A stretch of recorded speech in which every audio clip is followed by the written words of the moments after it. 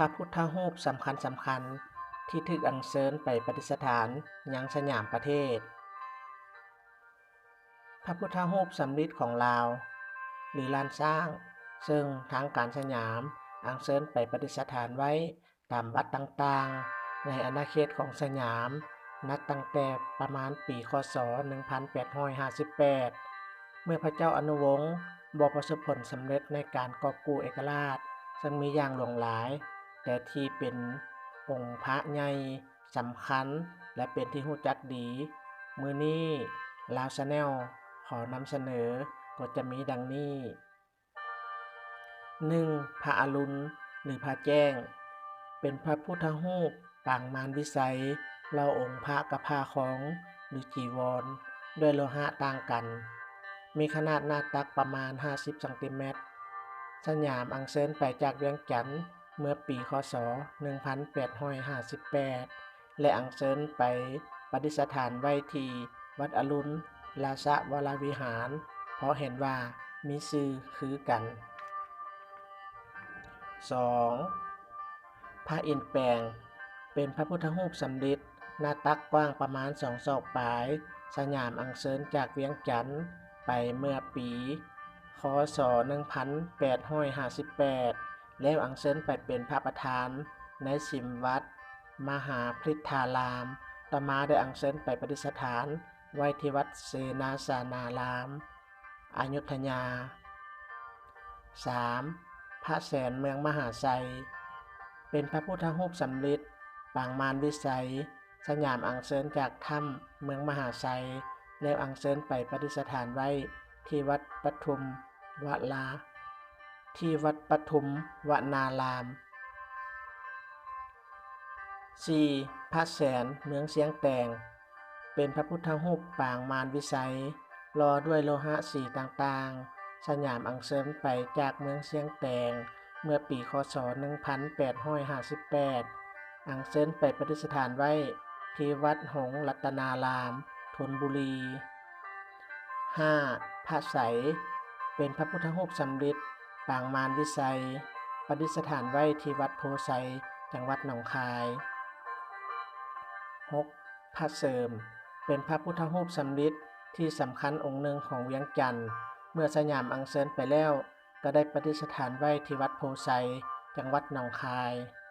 ปัจจุบันนี้ประดิษฐานไว้ที่วัดปทุมวนาราม 7. พระประธานในอุโบสถวัดขะเหมาพีระตาราม บ่ฮู้ชื่อองค์พระ เป็นพระพุทธรูปสำเร็จลาว ขนาดใหญ่ ประทับนั่งสมาธิเพชร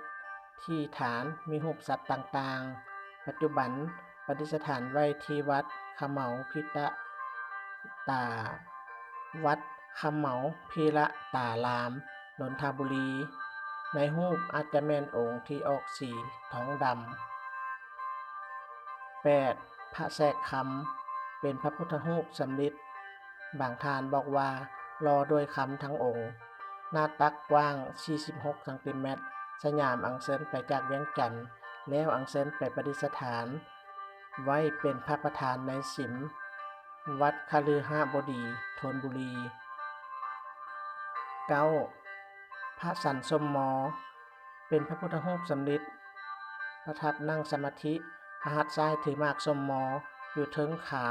หน้าตักกว้างประมาณ 38 ซม. ประดิษฐานไว้ที่มณฑลวัดอัปสรสวรรค์ นนทบุรี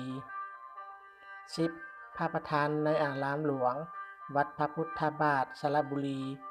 เป็นพระพุทธรูปสำริดประดิษฐานเป็นพระประธานในอารามหลวง วัดพระพุทธบาทสระบุรี 11. พระวิมลนาคสมเสลา เป็นพระพุทธรูปสำริดที่กรมหลวงประจักษ์ศิลปาคมอัญเชิญไปยังบางกอก แต่ปัจจุบันบ่ฮู้ว่าประดิษฐานอยู่ไสกันแท้ 12. พระศุกร์ บ่มีไผครอบครอง แต่ถูกสยามอัญเชิญจากภูเขาควายขึ้นแพล่องลงตามแม่น้ำงึมพร้อมกับพระเสริมและพระไสยจนฮอดเวิ้นน้ำแห่งหนึ่ง แทนของพระศุกร์ได้แตกออกและจมลงน้ำ จึงได้เอิ้นเวิ้นนั้นว่าเวิ้นแทน จนมาฮอดปัจจุบัน การล่องแพสืบต่อจนฮอดปากน้ำงึมขึ้นมาทางหนองคายได้เกิดฟ้าห้องฝนหลมเฮ็ดให้พระสุกแหกแพลงจมน้ำผู้คนแถวนั้นจึงเอิ้นเวิ้นนี้ว่าเวิ้นพระสุกนับแต่ตอนนั้นเป็นต้นมา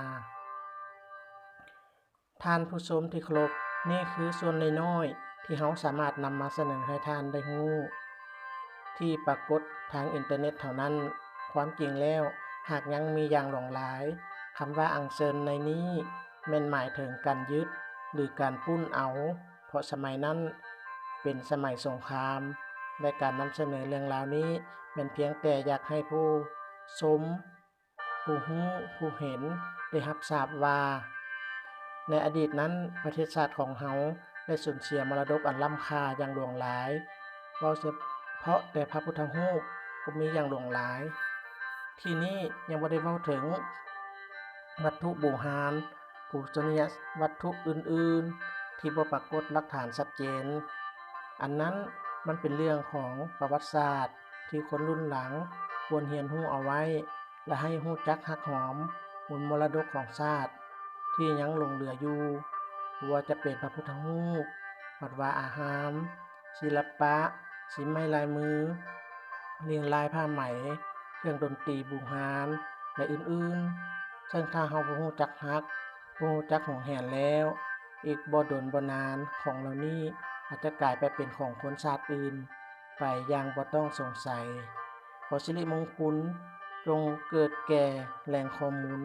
ท่านผู้ชมและก็ผู้บอกต่อเรื่องราวดีๆนี้แก่สังคมถ้าท่านใดมีข้อมูลละเอียดหรือมีความคิดเห็นที่สร้างสรรค์อย่าลืมแลกเปลี่ยนกันเด้อ